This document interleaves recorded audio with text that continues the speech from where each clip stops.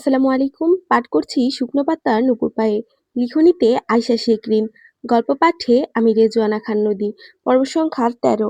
আচ্ছা, তোমরা ভিডিও দেখাও কেন তোমরা সাবস্ক্রাইব করো না? তোমরা যদি সাবস্ক্রাইব না করো তাহলে কেমন লাগে বলো? তোমরা অবশ্যই পেজটাকে সাবস্ক্রাইব করবে। আর অবশ্যই লাইক, কমেন্ট অ্যান্ড শেয়ার করবে। কারণ তোমাদের একটা কমেন্ট আমাকে অনেক পরিমাণ উৎসাহ দেয় ভিডিও তৈরি করার জন্য। বারিশ কিছুটা দূরত্ব বজায় রেখে অত্যন্ত মার্জিত স্বরে বলল, আই অ্যাম সরি, আপনাকে আজ প্রথম দেখছি। মেয়েটা মৃদু হেসে জবাব দিল, আসলে আমি এখানকার নতুন জয়েন করা ম্যাম। আজই আমাদের প্রথম দিন, তাই সবার সাথে একটু পরিচিত হচ্ছি। আর নাম পরিণীতা জামাল। সবাই অবশ্য আমাকে পরি বলেই ডাকে। আমি কলেজ সেকশনের ম্যাথমেটিক্সের লেকচারার হিসেবে অ্যাপয়েন্টেড। বারিশ মাথা নেড়ে সংক্ষিপ্ত ভাবে নিজেকে পরিচয় করিয়ে দিল। বুঝতে পারছি, আমি শেহরিয়ার ফাইজার, ইউনিভার্সিটির ইংলিশ ডিপার্টমেন্টের শিক্ষক। নতুন ম্যামের চোখ দুটো এবার কেমন যেন কৌতূহলী হয়ে উঠল। সে বারিশের মুখের দিকে গম্ভীরভাবে তাকিয়ে বলল, আপনার ভয়েসটা কেমন যেন চেনা চেনা লাগছে। মনে হচ্ছে কোথাও যেন শুনেছি। বারিশ নিজের হাতঘড়ির দিকে তাকিয়ে বলল, এক্সকিউজ মি, আমার ক্লাসের সময় হয়ে গেছে। আমাকে এখন উঠতে হচ্ছে। বলেই বারিশ ফাইলপত্র হাতে নিয়ে চলে যাচ্ছিল। পরিণীতা চট করে এক পা এগিয়ে এসে বলল, আরে ওয়েট, আমার সত্যি মনে হচ্ছে আপনার এই কণ্ঠটা আমি আগেও শুনেছি। কেন জানি মনে হচ্ছে এই ভয়েসের সাথে আমি অনেক দিন ধরে ক্লোজলি পরিচিত। আজকে ক্লাসে প্রথম থেকেই উপস্থিত ছিল ঝিলমিল। আজকেও ইরানের পাশে লাস্ট বেঞ্চে বসেছে। কিন্তু ক্লাস শুরু হওয়ার পর থেকে একটা অদ্ভুত জিনিস তার নজরে আসছিল। বারিশ ক্লাসে ঢোকার পর থেকে অনবরত ফোনের স্ক্রিনের দিকে তাকিয়ে আছে। প্রায় ১০ মিনিট কেটে গেল, অথচ সে ফোন থেকে চোখ সরাচ্ছে না। গম্ভীর মনোযোগ দিয়ে ফোনে কি যেন একটা দেখছে, আর উপর কপাল সামান্য কুঁচকে আছে। বারিশের এই অন্যমনস্কতা ঝিলমিলকে বেশ অবাক করলো। সে কৌতূহল চেপে রাখতে না পেরে পাশে বসা বান্ধবীর দিকে একটু ঝুঁকে ফিসফিস করে বলল, কি করছেন উনি ফোনে? ইরান খাতা থেকে কলমটা তুলে ঝিলমিলের দিকে তাকিয়ে মৃদু আওয়াজে জবাব দিল, তুই আর আমি তো একসাথেই। আমি কিভাবে জানবো বল? তবে উনি প্রতিদিন এমন করেন। ক্লাসে এসে প্রথম কয়েক মিনিট ফোনে কি যেন চেক করেন, অতঃপর ফোন রেখে ক্লাস শুরু করেন। ইরানের কথা শেষ হতে না হতেই বারিশ ফোনটা লক করে টেবিলের উপর রেখে দিল। গম্ভীর গলায় সবার রোল কল করতে শুরু করলো।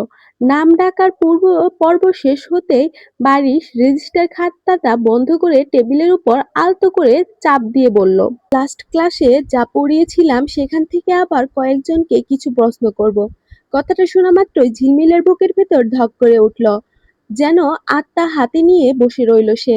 টেবিলের নিচে হাত দুটো শক্ত করে মুঠো করে মনে মনে অনবরত দোয়া করছিল, সৃষ্টিকর্তা আজ যেন ওর দিকে স্যারের নজর না পড়ে। এসব পড়া ধরার ঝামেলা থেকে আজ যেন কোনো মতে বেঁচে যায়। কিন্তু ঝিলমিলের মনের আকুতি বোধ হয় উপরওয়ালা পর্যন্ত পৌঁছালো না। ক্লাসের কয়েকজনকে সাধারণ কিছু প্রশ্ন করার পর বারিশের তীক্ষ্ণ দৃষ্টি এসে থামলো ঠিক ঝিলমিলের মুখের ওপর। শীতল আর আদেশসূচক কণ্ঠে বলল, ঝিলমিল, স্ট্যান্ড আপ। বুক ধড়ফড়ানি সামলে নিয়ে ধীর পায়ে উঠে দাঁড়ালো ঝিলমিল। বারিশ সরাসরি ঝিলমিলের চোখের দিকে তাকিয়ে প্রশ্নটা ছুড়ে দিল, can you explain the difference between a participle and an infinitive with example? And what is a dangling modifier? সুবহানাল্লাহ, মনে মনে আওড়ালো ঝিলমিল। কারণ ও এটা জীবনেও পারবে না। কিছুটা পারলেও এই মুহূর্তে সম্পূর্ণ গুলিয়ে গেছে। সাজিয়ে গুছিয়ে বলা তার পক্ষে সম্ভব না। মূর্তির মতো স্তব্ধ হয়ে দাঁড়িয়ে রইল মেয়েটা। ক্লাসের বাকি সবাই তখন গোল গোল চোখে ওর দিকেই তাকিয়ে আছে। বেশ কয়েক সেকেন্ড পার হওয়ার পর বারিশ খাতা কাটা লাল কলমটা আঙ্গুলে ঘুরাতে ঘুরাতে বলল, কি হলো বলো? চুপ করে রইল ঝিলমিল। মাথা নিচু করে ইরানের দিকে ইশারা করলো। ইরান মাথা নেড়িয়ে বোঝালো সেও পারে না এটা। আই অ্যাম ওয়েটিং ঝিলমিল। ঝিলমিলের জড়সড় গলায় বলল, মনে নেই? বারিশের চেহারার কোনো অভিব্যক্তি পরিবর্তন হলো না। দাঁড়িয়ে থাকো। আল্লাহ, ও আল্লাহ, তুমি মেয়ে জাতিরে পেট মোটা ভুটকা বুড়ো স্বামী দিও, তা মন অত্যাচারী স্নিগ্ধ করলা মার্কা স্বামী দিও না। ঠিক তখনই সামনের বেঞ্চ থেকে এক চশমাওয়ালী মেয়ে আনায়া হুট করে হাত তুলে অতি উৎসাহী এবং নরম গলায় বলে উঠল, স্যার আমি পারি এটা, আমি বলবো। বিরক্ত হলো ঝিলমিল। এটা নতুন কি? ক্লাসের এই মেয়েটা সবসময় স্যারের সামনে ন্যাকা ভান ধরে, নিজেকে কিভাবে অতিরিক্ত ফোকাসে আনা যায় সেই চেষ্টা করে। যত সব। পারোই যখন, আর বলে লাভ নেই, বসে থাকো। বারিশ চশমাওয়ালী মেয়ের দিকে না তাকিয়েই বলল। স্যারের এই সোজাসাপটা উত্তরে আনায়ের মুখটা মুহূর্তের মধ্যে ছোট হয়ে গেল। তার এমন অবস্থা দেখে ইরাম আর ওদের গ্রুপের পেছনে বসা কয়েকজন আর নিজেদেরকে চেপে রাখতে পারল না। তার মুখ চেপে ফিক করে হেসে দিল। ঝিলমিলও ওদের হাসি দেখে নিজের ঠোঁটের কোণে হাসিটা কোনো মতে চেপে রাখলো। বারিশ আরো কয়েকজনকে ভিন্ন ভিন্ন পড়া ধরল। সবাই মোটামুটি ঠিকই উত্তর করতে পেরেছে, শুধুমাত্র রোদ্দুর ছেলেটা বাদে। সে ঝিলমিলের গ্রুপেরই। যদিও তাকে সহজ প্রশ্ন করেছিল, ইরানও সহজ প্রশ্ন করেছিল, একদম পানির মতো। ঝিলমিলকে একটা ধরলে ফটাফট বলে দিত, কিন্তু তাতে এমন একটা ধরেছে যে পারলেও ক্লাসে বুঝিয়ে বলার মতো প্রতিভা ঝিলমিলের নেই। তোমাকে আমি আরেকটা কোশ্চেন করব, পারলে বসিয়ে দেব। স্যারের কণ্ঠ কানে আসতেই ভাবনা থেকে বের হলো ঝিলমিল। জি স্যার, বলুন। Suddenly I had reached the college when the bell ran. এখানে গ্রামাটিক্যাল এররটা কোথায় এবং এই রুলসটাকে কি বলা হয়? ঝিলমিল ঠোঁট নাড়িয়েও কিছু বলল না। উত্তর নিয়ে খুব কনফিউশনে পড়ে গেছে সে। স্কার্সলি আর হ্যাড এর আগে পরে আসার চক্করটা সম্পূর্ণ গোলমাল হয়ে ঠেকল তার। সে মাথা নিচু করে আরও চুপচাপ দাঁড়িয়ে রইল। পারবে না। বারিশের কণ্ঠ কানে আসতেই মাথা নিচু রেখে দুপাশে মাথা নাড়ালো ঝিলমিল। স্যার আমি বলি, নেগেটিভ অ্যাডভার্বের শুরুতে থাকলে ইনভার্সন হয়, তাই সাবজেক্টের আগে অক্সিলারি ভার্ব বসবে। সঠিকটা হবে suddenly had I reach dot dot dot dot dot. Anaya দাঁড়িয়ে সঠিক উত্তর বলে ফেলল। বারিশের হাত শক্ত করে মুষ্টিবদ্ধ করে ফেলল। দাঁত চেপে বলল, গুড, বসো। ঝিলমিলকে একে একে কয়েকটা প্রশ্ন করলো বারিশ, কিন্তু একটারও সঠিক উত্তর বলতে পারল না। পুরো ক্লাসই দাঁড়িয়েছিল। তারপর আরও কয়েকটা ক্লাস যাওয়ার পর টিফিনের ঘন্টা বাজতেই ঝিলমিল, ইরান, মেধা, রোদ্দুর, শুভসহ কয়েকজন মিলে একসঙ্গে ক্যান্টিনে গিয়ে বসে। কথার পিঠে কথা চলার মাঝে মেধা হঠাৎ আইসক্রিমের চামচ হাতে রোদ্দুরের দিকে চোখ সরু করে তাকায়। আচ্ছা রোদ্দুর, ইংলিশ ক্লাসে স্যার আজ তোকে যে প্রশ্নটা ধরেছিল ওটা তো সেদিন লাইব্রেরিতে বসে তুই নিজেই আমাকে বুঝিয়ে দিয়েছিলি, অথচ আজ ক্লাসে পারলি না কেন রে? রোদ্দুর থমকে গিয়ে এক পলক ঝিলমিলের দিকে তাকালো। মেয়েটা আইসক্রিম খাওয়ার চরম ধ্যানে মগ্ন। ঠোঁটের চারপাশে সামান্য আইসক্রিম লেগে আছে। সেদিকে থেকে চোখ সরিয়ে রোদ্দুর খুব স্বাভাবিক গলায় এড়িয়ে যাওয়ার চেষ্টা করলো। এমনি রে, হঠাৎই মাথায় আসছিল না। হয়েছে, আর ঢং করতে হবে না। ঝিলমিল একা ক্লাসে দাঁড়িয়ে থাকবে সেটা সহ্য হবে না, তাই বলে তুইও ওর সাথে ভুল উত্তর দিয়ে একপাশে দাঁড়িয়েছিলি, সত্যি না? মুহূর্তের মধ্যে ঝিলমিল আর ইরানের আইসক্রিম খাওয়া বন্ধ হয়ে গেল। ঝিলমিল চোখের পাতা ছোট ছোট করে সন্দেহভাজক দৃষ্টিতে রোদ্দুরের দিকে চেয়ে বলল, তুই সত্যি এর জন্য দাঁড়িয়েছিলি নাকি? ধুর, ও একদম ফালতু বকছে। রোদ্দুর থতমত খেয়ে গেল। তোর জন্য আমি সাত করে স্যারের কাছে বাঁশ খেতে যাব নাকি? কথাটা শেষ করেই রোদ্দুর টেবিলের তলা দিয়ে শুভকে কষে একটা চিমটি কাটল। ঝিলমিল আর কথা বাড়ালো না, আর আইসক্রিমে মনোযোগ দিল। রোদ্দুর প্রসঙ্গ বদলে ঝিলমিলের উদ্দেশ্য করে শোধালো, জারিফ ভাইয়া কি তোকে আর ডিস্টার্ব করছে নাকি? আবারও আইসক্রিমের চামচ আটকে গেল ঝিলমিলের। সে আর ইরাম হকচকিত হয়ে একে অপরের দিকে তাকালো। তার মানে কলেজে ঝিলমিলের বিয়ের খবরটা বন্ধুদের কেউ এখনও টের পায়নি। ঝিলমিল নিজেকে সামলে নিয়ে হালকা গলায় বলল, না, ডিস্টার্ব করার সাহস পাবে কোথায়? সামনে যদি আবার কোনো ঝামেলা করে সোজা আমাকে বলবি। রোদ্দুর বেশ সিরিয়াস ভঙ্গিতে বলল, তোকে বলে তুই কি করবি? মেরে তক্তা বানিয়ে দেব। রোদ্দুরের বীরের মতো সংলাপ শুনে ঝিলমিল সহ পুরো টেবিল হাসিতে ফেটে পড়ল। যার বাপ সেদিন এসে আমাদের সবার সামনে এসে বলেছিল, ছেলে আমার রাতে এখনও ড্রিম লাইট জ্বালিয়ে ঘুমোয়, একা শুতে পারে না, সে নাকি আবার সিনিয়রকে মারবে। শুভর কথায় লাল হয়ে গেল রোদ্দুরের মুখখানি। তুই মুখটা একটু বন্ধ করবি? ঝিলমিলও কিন্তু একদম বানিয়ে বানিয়ে বলছে। আমি মোটেও এতটা ভীতু নই। তুমি এতদিন কলেজে আসোনি কেন জাহানারা? পেছন থেকে ভেসে আসা পুরুষালী কণ্ঠে গ্রুপের সবাই চমকে পাশে তাকালো। হালকা আকাশি রঙের ফুল হাতা শার্ট পরা ফাহিম মীর দাঁড়িয়ে আছেন। কলেজের আইসিটি টিচার তিনি। স্যারকে দেখেই তড়িঘড়ি করে উঠে দাঁড়ালো ঝিলমিল। ভদ্রতার হাসি হেসে বলল, স্যার একটু অসুস্থ ছিলাম। ফাহিম স্যারের মুখে চিন্তার ছাপ ফুটে উঠল। কি হয়েছিল? এখন শরীর ঠিক আছে তো? জি স্যার, এখন একদম ঠিক আছে। আচ্ছা, কোনো বিষয়ে সমস্যা হলে আমাকে জানিও। অবশ্যই স্যার, জানাবো। ফাহিম মীর মৃদু হেসে মাথা নাড়িয়ে সামনের দিকে হেঁটে চলে গেলেন। ঝিলমিলও একটা স্বস্তির নিঃশ্বাস ফেলে বন্ধুদের আড্ডায় নিজের জায়গা গিয়ে বসলো। কিন্তু কয়েক কদম যাওয়ার পরই যেন কিছু একটা মনে পড়ে গেল ফাহিম স্যারের। তিনি থমকে দাঁড়িয়ে পেছন ফিরে আবার ডাকলো, ঝিলমিল একটু শোনো। ঝিলমিল চট করে উঠে ফাহিম স্যারের কাছে এগিয়ে গেল। তুমি কি আইসিটি কোথাও প্রাইভেট পড়ছো? কৌতূহলী চোখে শুধালো ফাহিম। না স্যার, পড়ছি না। তবে আমার ফ্রেন্ড সবাই মিলে কোথাও পড়ার কথা ভাবছি। তুমি চাইলে আমার কাছে পড়তে পারো। ঝিলমিল কিছুটা অবাক হয়ে বলল, সত্যি স্যার? আপনি ব্যাচ পড়ান নাকি? না, ব্যাচ পড়ায় না, তবে তুমি চাইলে পড়তে পারো, আমি পড়াবো। আচ্ছা স্যার, আপনাকে জানাবো। ঠিক আছে, সাবধানে থেকো। কেয়ার।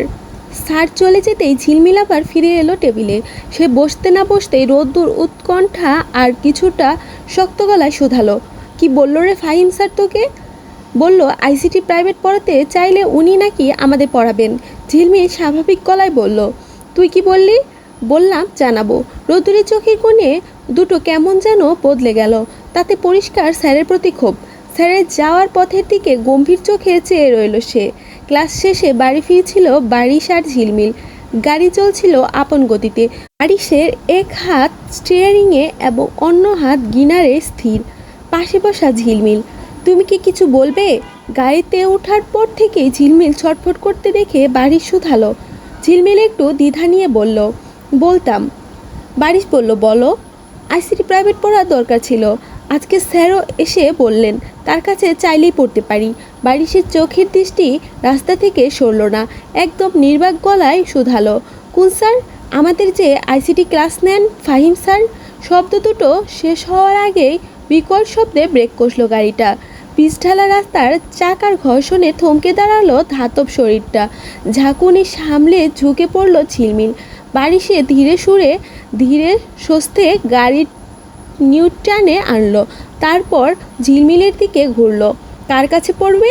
ঝিলমিল নিজেকে একটু সামনে নিয়ে বলল, ফাহিম স্যার। কেন? তুমি তাকে কি বলেছ? বলেছি জানাবো। তাহলে বলে দিও তুমি পড়বে না। বারিশ এই হঠাৎ একতরফা সিদ্ধান্ত মেনে নিতে পারল না ঝিলমিল। কেন? উনি অনেক ভালো আইসিটি পড়ান। আমি পড়তে চাই। আমি নিষেধ করেছি। না না, আমি পড়তে চাই। আমি নিষেধ করেছি তো। বললাম তো তুমি পড়বে না। কিন্তু ঝিলমিলকে যুক্তি দেখানোর সুযোগ দিল না বারিশ।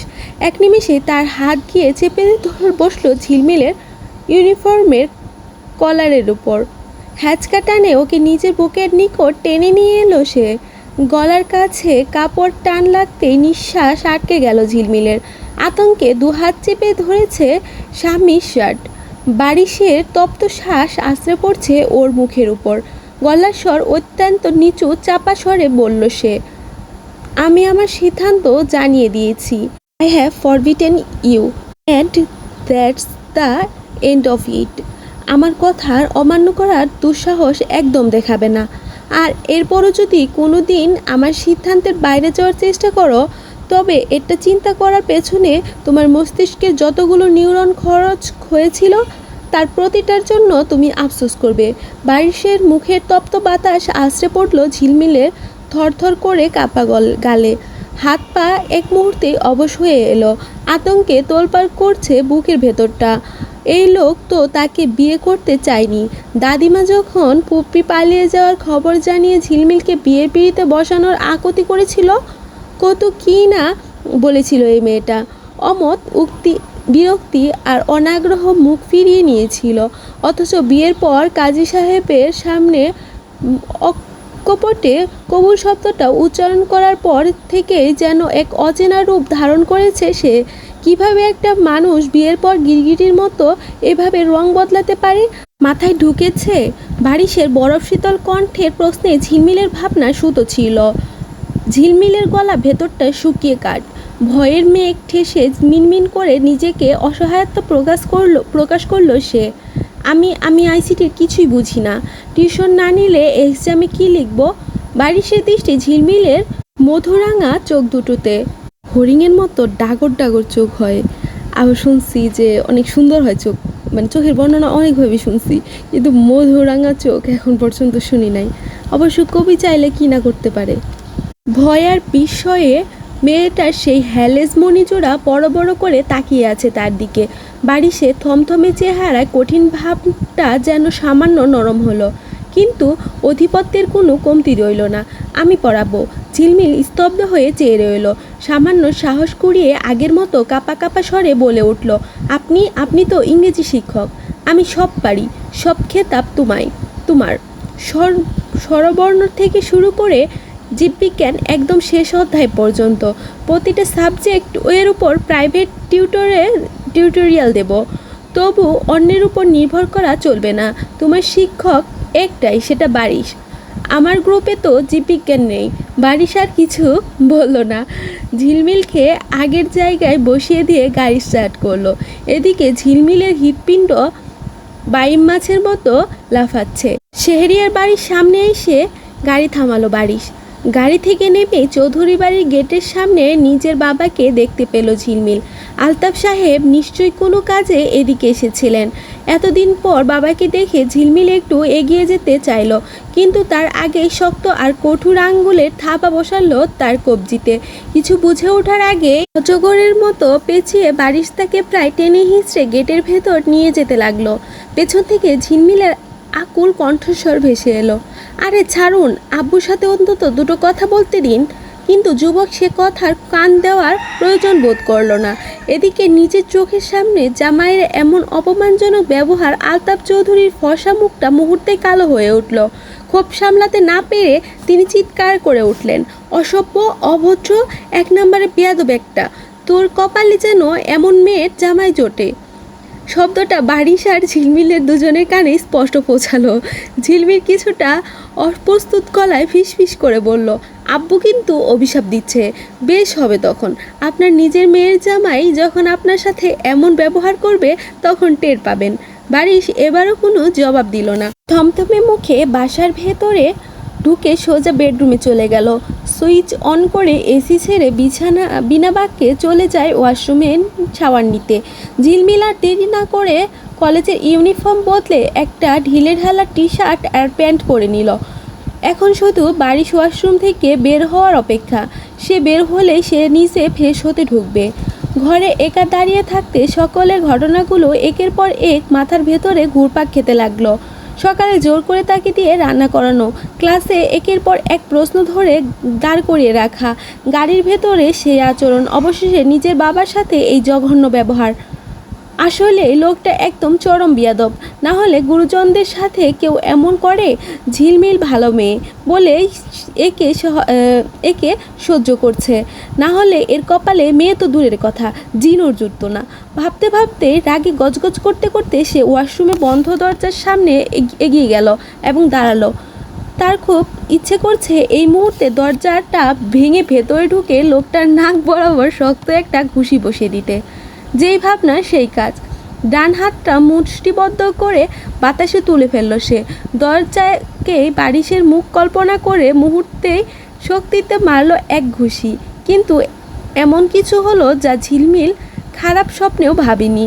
লক খুলে ওয়াশরুমের দরজাটা আচমকা ফাঁক হয়ে গেল, আর ঝিলমিল সেই সজোরে নিশানা ভেতি ঘুষিটা গিয়ে সোজা বিঁধল সদ্য শাওয়ার নিয়ে বেরিয়ে আসা বারিশের ঠিক নাক বরাবর।